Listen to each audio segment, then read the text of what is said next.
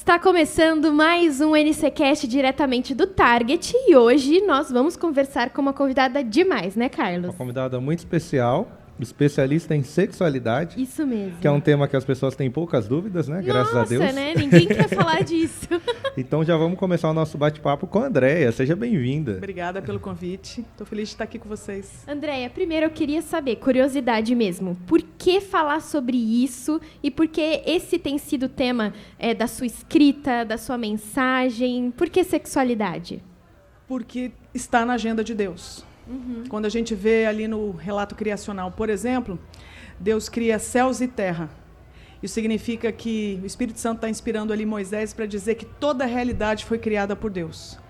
Dentro dessa realidade criada por Deus, o ser humano surge, criado por Deus. E é criado à imagem de Deus, sendo homem e mulher. Então a gente já vê de cara Deus trazendo aí um relato sobre identidade, sobre a expressão da identidade, sobre relacionamentos e como que isso desenrola no decorrer da vida deles. Então faz parte da criação de Deus, a criação da humanidade, da identidade, da sexualidade. Se isso está na criação, isso tem que estar na agenda da igreja. Interessante, mas a sexualidade ela compõe a nossa identidade. Mas a gente vê que pode fazer parte disso porque na nossa geração parece que a nossa identidade se resume apenas à sexualidade. Isso também é um problema.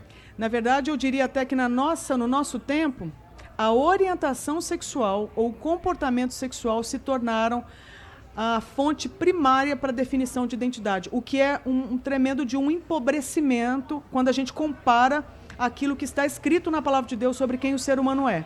Se eu pego a antropologia bíblica e pego essa que está sendo produzida pelo nosso tempo, a gente vê que essa aqui é superior, porque ela olha para o ser humano a partir não da fome e sede que o ser humano tem, não a partir do desejo que o ser humano tem, mas a partir da fome, desejo e sede que o ser humano é.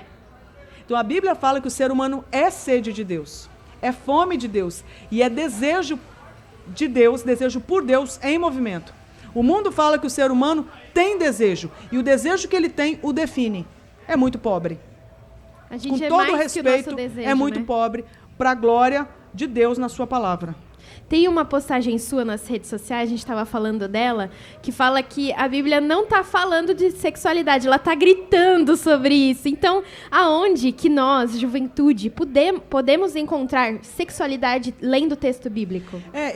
Claro, licença poética, né, para poder falar isso aí. Eu acredito, como eu disse, se a gente começa a pegar Gênesis 1, 2... em diante, ali Gênesis 3, a gente vai estar vendo, por exemplo, o relato da criação, que agora sofre a tragédia da queda, e a gente vê que mesmo pós-queda, Deus continua tendo, então, uma promessa redentiva para o ser humano. Claro, é por causa da queda que vem a promessa redentiva através de Cristo. E é interessante, porque essa promessa, então, ela é anunciada para quem? Para um casal, para uma família, não é? Que agora está sendo expulsa do jardim para não perpetuar o estado de morte, certo? E que agora eles saem, inclusive com uma outra roupa, porque Deus já está preparando esse casal para os desafios que eles vão enfrentar no pós-queda, porque a terra não vai ser mais a mesma, ela vai ser hostil ao trabalho, hostil a uma série de coisas, certo? A terra vai estar dura, vai estar produzindo cardos e abrolhos. Então vai haver agora uma série de desafios que o ser humano vai ter que enfrentar. Mas, ao mesmo tempo, a promessa redentiva ela é dada da seguinte forma. Deus fala para a serpente, que sempre a serpente está por trás de todo o pecado. Não se iludam, tá? Sempre a serpente está por trás de todo o pecado. A gente vê então que Deus se dirige à serpente trazendo o seguinte juízo. Virá uma semente da mulher, que esmagará a cabeça da serpente. A semente será ferida, mas a serpente será esmagada. Como que essa semente chegaria? Através do quê? Num pé? Numa árvore? Foi resultado do quê? Do cumprimento do mandato que Deus deixou para Adão e Eva, de serem férteis, de se multiplicarem e de encherem a terra. Isso presume, então, o quê? Que o ser humano vai continuar existindo, se relacionando, tendo intimidade e produzindo a sua descendência. Então, não tem como desacoplar a expressão da identidade através da sexualidade do relato bíblico, inclusive do cumprimento da vontade de Deus para o ser humano. Estou dizendo, então, hoje que todo mundo tem que casar e ter filhos, eu não estou dizendo isso, mas o que eu estou dizendo é que, quando a gente pega o texto de Mateus 28, que a gente chama de a grande comissão, esse texto fala, então, é Jesus falando para os seus discípulos que toda autoridade foi dada para ele nos céus e na terra, e que agora ele estava comissionando os seus discípulos ao quê? Fazerem discípulos de todas as nações, batizando-os em nome do Pai, do Filho e do Espírito, e encherem a terra de adoradores. Se parar para pensar, é a mesma fala. Então, nós estamos aqui para, primeiro, adorar a Deus. E a partir da nossa adoração a Deus, que só pode ser aceita por Deus se for via Cristo, a gente produzir o quê? Discípulos, ou seja, novos adoradores de Cristo. Como que a gente faz isso? Expressando quem a gente é. E a gente usa o que para expressar quem a gente é? Toda a nossa subjetividade, a nossa afetividade, todo o nosso comportamento. Então, a gente expressa quem a gente é pelo jeito que a gente vive, que é o que a gente vai chamar de sexualidade. Compreende? E isso também é poderoso o suficiente para gerar a nossa descendência. Então, não tem jeito de desacoplar nada disso de Deus.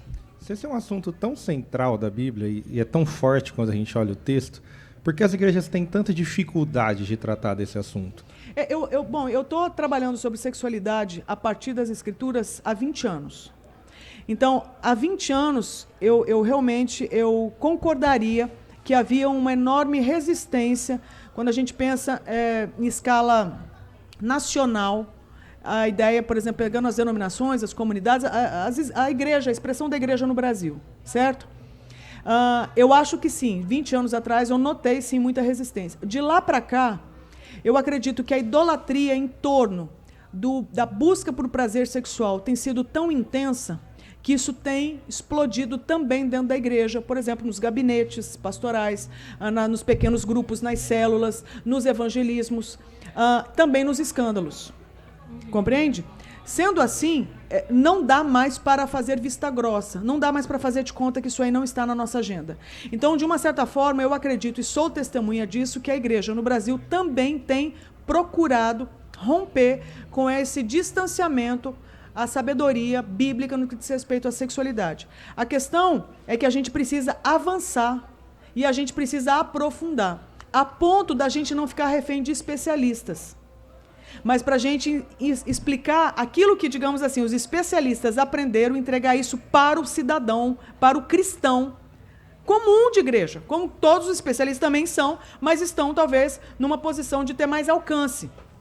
Então, esses que têm mais alcance têm que entregar para o povo de Deus aquilo que eles receberam de sabedoria para o povo de Deus saber pensar de forma cristocêntrica e tomar as decisões que apontem para a glória de Deus no que diz respeito à sua própria sexualidade. Esse é o nosso desafio, entende? Transformar, então, todos em especialistas.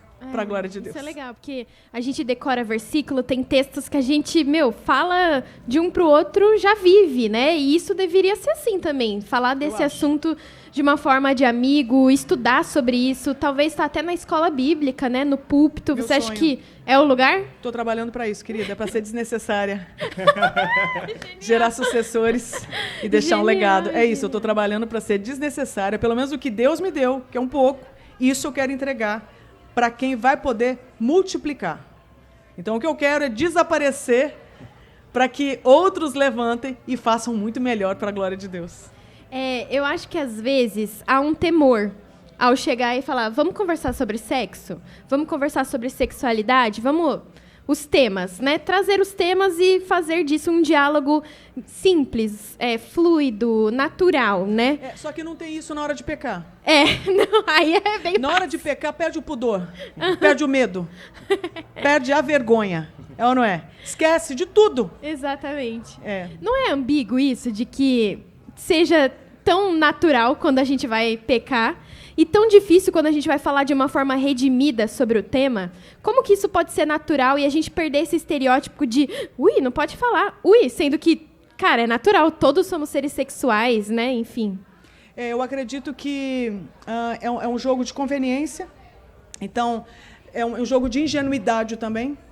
acreditar que eu possa lidar com, por exemplo, o desejo sexual, que é um ponto da sexualidade, não é o único, mas é um ponto. Acreditar que eu possa lidar com esse desejo nos meus termos. Então, o que eu quero dizer? Tudo aquilo que diz respeito à criação de Deus tem que ser encarada nos termos de Deus.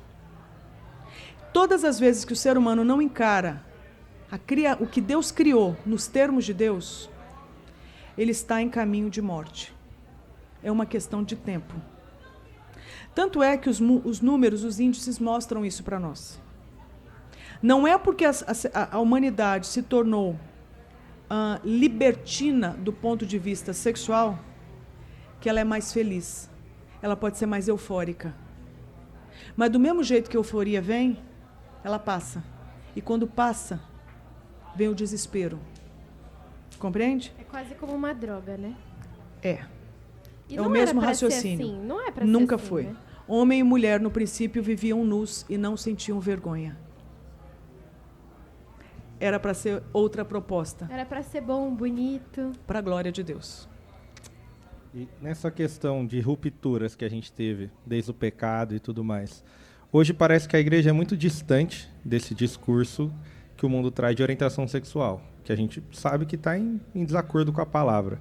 Mas como eu construo uma ponte? Porque a gente precisa realmente multiplicar os nossos membros que entendam sobre isso, mas eu tenho que chegar naqueles que estão fora.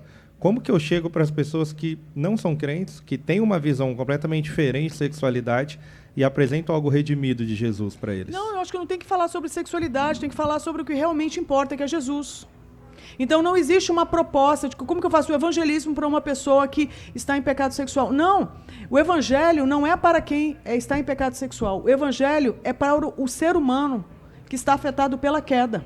E todos pecaram e carecem da glória de Deus. Então não existe um evangelismo diferenciado.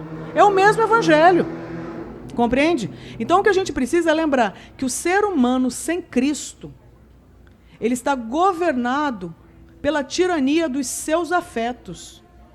Ele está em cativeiro, tendo a sensação que é livre. Independente da área. Só quem sabe disso, independente da área, é o povo de Deus.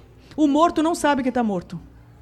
Mas aquele que estava morto e recebeu vida nova em Cristo, sabe que o outro está morto. E sabe qual é o caminho é Cristo. Não é mudança de comportamento, mas é nascer de novo pela força do Espírito. Entende? Isso é um dom de Deus.